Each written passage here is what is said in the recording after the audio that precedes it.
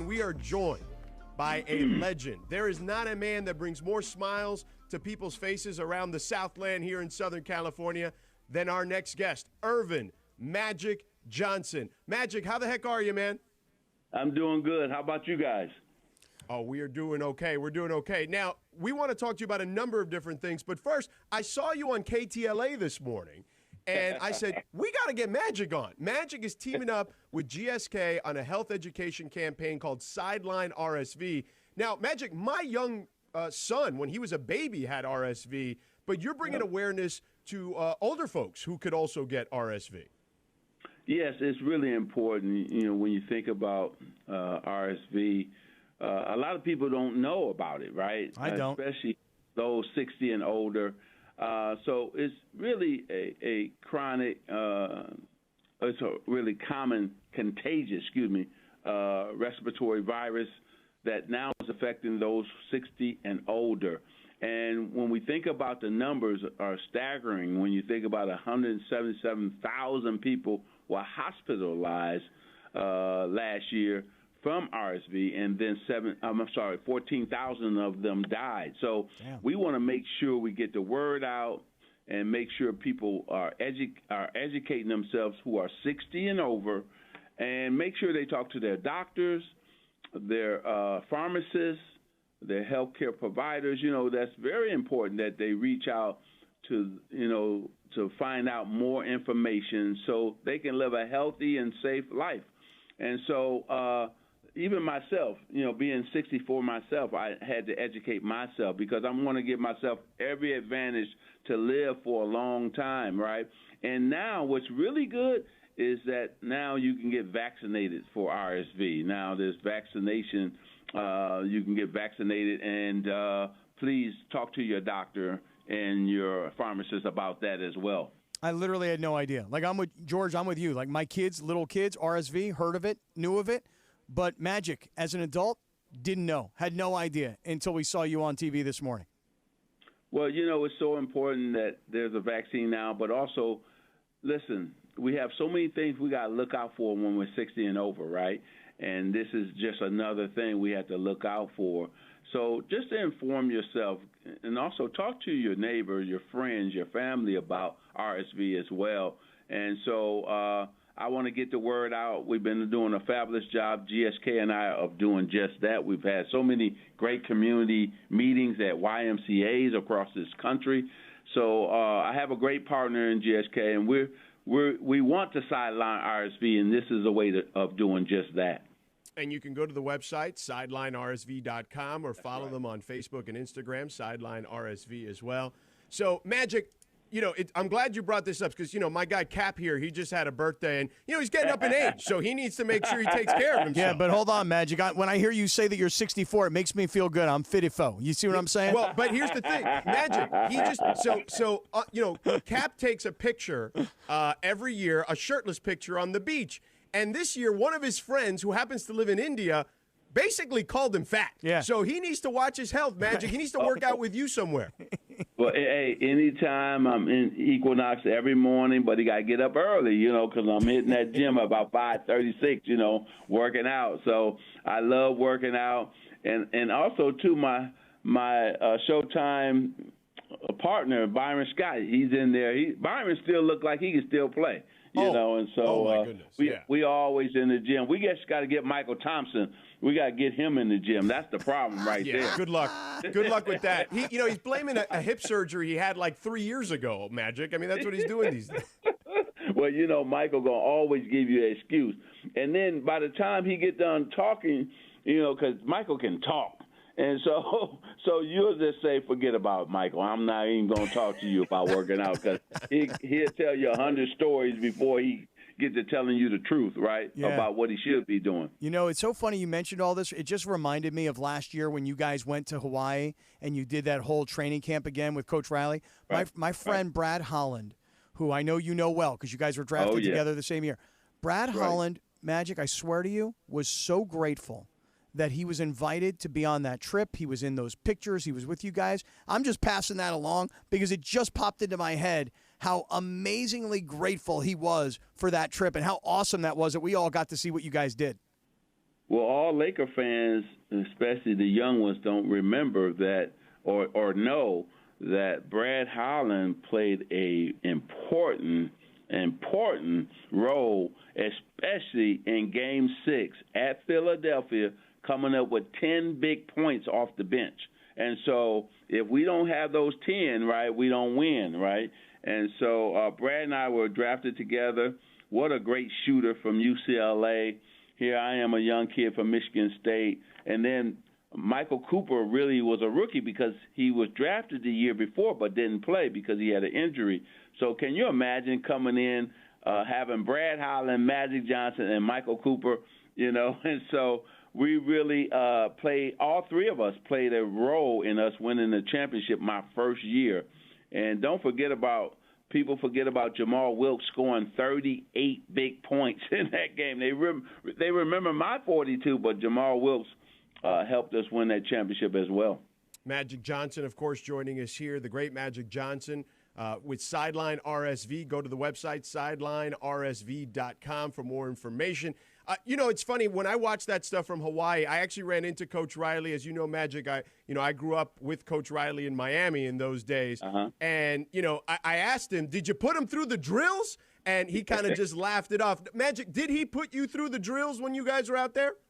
Oh, yeah, he put us – we ran through his favorite plays, and it was the most amazing time that we could ever have to just call – he called the plays out, and we had to run through them. And I would say this, you know, there's nobody who's done more. You think about Pat Riley's journey of us winning our 5 championship. You know, he won one before, you know, with the Lakers in that what they win 30-something games in a row, whatever that was, whatever the number was. And then to go to Miami and lead them to championships as well. I mean, and to take a New York Knicks team that didn't have really a lot of talent, but they played hard and they played well together. Remember that team? It wasn't the most talented team. No, it was Patrick Ewing, John Starks, Anthony Mason, Charles Oakley. There wasn't a lot of skill there for sure. Yeah, but they played so well together, and they understood their role, and Oakley was an amazing leader. Patrick, of course, one of the top 50 greatest players that's ever played the game. And then John Starks could shoot, especially when he was hot. When he was hot, he could really put that ball in the basket. But I wouldn't say they were a deep team, you know. But Pat Riley could coach, boy. I tell you, what a job he did for the Knicks. And then he carried that over as an executive and as a coach with the Miami Heat. So I would say Pat Riley is such a amazing run for him, first as a player, then as a coach, and now as an executive. Nobody can match that. Probably only person is Jerry West. So 2 former Lakers who are doing amazing job in their post-playing career and coaching career, and now as executives. Yeah. Hey, Magic, I want to ask you, because tonight is the start of the second half of the NBA season, just kind of look into your crystal ball and see what you think happens with this Laker team the rest of this year. It's all about the role players. So we've seen Austin Reeves started slow, but now he's playing great. D'Angelo Russell, the last, 3 weeks or so, has been dominant. I mean, he's probably playing his best basketball the last 3 or 4 weeks. And really, that's when the Lakers are playing great, D'Angelo Russell is playing great, right? He takes us to a whole nother level with not just his shooting, but also his playmaking ability. And I thought the move that Coach Ham made, bringing Rui into the starting lineup, has really been awesome as well, because Rui now is playing really good basketball. And that probably jump-started that, right, when he moved him into the starting lineup. So I think the Lakers is still about the role player, because Anthony Davis is having an MVP-type season. I think he's playing the best I've ever seen him play in terms of in a Laker uniform this whole year. LeBron James has been LeBron, and so he's playing great. I can't believe we keep saying this, and it's been, 20, whatever the years have been, and he keeps just playing dominant basketball. So the Lakers, to me, are coming into their own. Now, the second half of the season, starting tonight, is important, not just for the Lakers, but every team in the league, because you want to go into the playoff playing your best basketball. That's what happened to the Lakers last season, and hopefully this season will follow just that, that we're playing our best basketball going into the season. Because the one thing that's different for every other team, the Lakers have been there and done it. So they know when they get to the playoffs, they're going to be a hard matchup for any team. See, OKC haven't been there, so they don't really know in terms of have the experience, right? You think about Minnesota, they don't have the experience, right? So all these teams are ahead of the Lakers. Sacramento don't have the experience. The one great thing about the Lakers, coming into the playoffs, they have the experience and the knowledge and the know-how on how to win series in the playoffs. Magic Johnson, the great Magic Johnson, with us here on Sedano, and Cap here on 710 ESPN here in Los Angeles. He's here with Sideline RSV. Go to the website, sidelinersv.com. You know, Irvin, you obviously won the 5 championships, but there were years that you guys went through some heartache, and this Lakers team went through that. Particularly young guys like D'Angelo Russell struggled in that series against Denver. What could you take away from a series where you may have struggled that will apply to the following year and allowed you guys to succeed?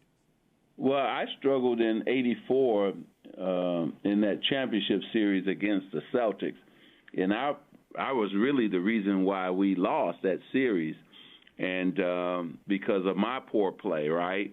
And so I vowed to come back stronger and better, and I worked so hard over that summer to do just that. And in '85, we played them right back again, and we beat the Celtics because I was a lot better. And so when you think about D'Angelo and how he played against the Denver Nuggets in the Western Conference Finals last summer, he has to improve on that. He has to get better. He has not just playing-wise, but also knowledge-wise, right? You have to be better there as well. And I think mentally, the Nuggets took him out physically and mentally. So this year, if they come back and play again, he has to be a lot stronger, both mentally and physically, because they're going to beat him up. They're going to push him around because they know that's how they can take advantage of D'Angelo. So he has to be ready for that. But I feel that he's a different player. He'll be back strong. I think Dinwiddie is going to really help, because I think if D'Angelo is not playing well or he can't play, now we got a point guard that can come in who's used to being a starter, who has also performed well in the NBA. He's put up numbers in the NBA, and so I think we got a great backup, and he's going to really do a wonderful job because he has experience in the playoffs as well. So I'm excited to see the Lakers close out the season strong and head into the playoffs. Magic, I'm so glad you're here today because there was something that I wanted to talk to you about, and I didn't know when I was going to catch up to you. So the whole Sideline RSV thing today for us to get a chance to talk to you really worked out perfectly. And here's what I wanted to mention to you. You saw the Kobe statue, right? Yes. And I've been looking at the Kobe statue. I've been standing next to it. Now, when I stand next to the Kobe statue, I look over to the Magic statue, okay? My man, I feel like we need to move your statue up a little bit. I think you were at a 45-degree angle. Magic, what do you think about like a 75-degree angle? What do you think about that? Well, that's up to everybody, Jeannie and everybody at the Crypto.com arena, right? I'm feeling good about mine. Kobe just tower over everybody, and rightfully so, right? His statue is just so amazing. I want to give Vanessa and Jeannie, Vanessa, of course, Kobe's wife, as well as Jeannie Buss, the Laker lead owner, and the entire AEG they did it right. You know, if you're going to have a statue of Kobe and represent not only his time in a Laker uniform, but also the legacy, the man who Kobe was, I thought they did a fabulous job.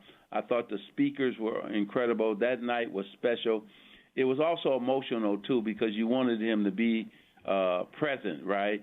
And so I'm just happy that it was first class, just like he was as a basketball player and as a man, too. So just listen, the Lakers always do it better than everybody else, and they will continue to be an organization that every player wants to play for. And all of us former guys will always be around. Look at how many former guys were there, right? Not just who played with Kobe, but guys like myself who didn't. But you had, Kareem and Michael Cooper, Byron Scott, A.C. Green, James Worthy, Jamal Wilkes, Norm Nixon. All of us never played with Kobe, right? So we were all there to support not only him but his beautiful wife and family. Magic Johnson joining us here. Magic, man, you have so many hands in so many different things. The Dodgers, LAFC, the Washington Commanders. We love you so much and look up to you so much because of so much you've done, not only to bring smiles to our faces on the floor when you were playing and certainly in business and beyond, but how much Shohei have you been able to watch? How did you guys get that thing done, man? Because that dude is special.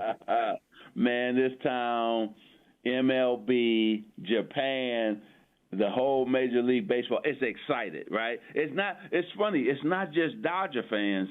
It's baseball That's fans, right. And it's fans outside who were not really baseball fans, but they were on the fence, but now they're becoming baseball fans because he signed with the Dodgers, because of his persona. This guy is unbelievable. Listen, you can order his jersey right now, but you won't get it for 4 months. I mean, he has sold out of everything. His press conference was live back in Japan. That's how big this young man is. His workouts are legendary, lifting weights at Dodger Stadium before we went to, of course, Arizona. And now you hear all the guys talk about the sound of the ball coming off his bat. I mean, the guy is just amazing. And Dodger fans, baseball fans across the country, wait till this guy starts playing and wait till our Dodgers start playing, because Mark Walters has done a wonderful job of putting together and spending the money. Us as an ownership group, we spent the money to bring what we feel is a team that could win the World Series. So we got so much better, and we can't wait till the season gets started. First, we have to go, of course, through exhibition season, and then to Korea for our first 2 real games, and then we come back here. But listen, it's been the talk. I mean, I've never seen it like this. Normally, we wait till the Lakers are over, then we start talking Dodgers, right? Not anymore. Not right now. All I've been talking about is Dodgers. A lot of time when I work out, the guys want to know not just about the Lakers. Now they're talking about the Dodgers, too. And everybody's trying to get tickets now. So good luck to all of you guys trying to do that. I need some field passes. All the games going to sell out now. Listen, I need 8 field passes if you don't mind, Magic. Yeah, Cappy's going to try to hit you up for field passes. Right. We're not going to do that. You got it, Cap, baby. You got it. I got you. Yes. There you go. Look, he's got you. Well, look, you know what? Cappy used to be a kicker at Pitt back in the day, Magic. If the Commanders need a kicker, you got a guy here, too. So I'm just letting you know that's the case. Oh, man, I can get him with the Dodgers and with the Commanders. There okay, you go. Cap, you in. There you go. George. Hey, listen. Check this out. Kicking is becoming even more important. You see how many teams lost because they missed field goals. That's right. No doubt. I mean, that's a serious position right now because, man, we saw that in the playoffs. But we're excited about, our draft position and how many draft picks we have. We're excited about free agency because we have over $70 million to spend. So we're going to build the Commanders, and we're going to do it like when we took over the Dodgers. We built it, and look what's happened. LAFC, we see what we did there. So, we understand how to do it. It's just we got to take our time and do it right, and we will. George Sedano, Scott Kaplan with the great Irvin Magic Johnson, an absolute legend. Magic, you're so gracious with your time. Again, make sure you go to sidelinersv.com or follow Sideline RSV on Facebook and Instagram. RSV is not just a disease, a virus for babies. It is affecting older folks as well. So, Magic, thank you so much for the time, as always. You got to go Lakers. Listen, we got to start tonight. Let's turn this second half into a great half of basketball. All Laker fans get ready because this team is going to turn it up right now, okay? God bless everybody. Have a good one. Bye, Magic. Too, sir. Love you. Thank you. Love you, Magic. There it is. Love you too, bro. All right, later. The great Magic Got to Johnson. tell him you love him at the end, George. That's the way I got to do it. He knows I love him. I know, but I got to tell him, hi, love you. Oh.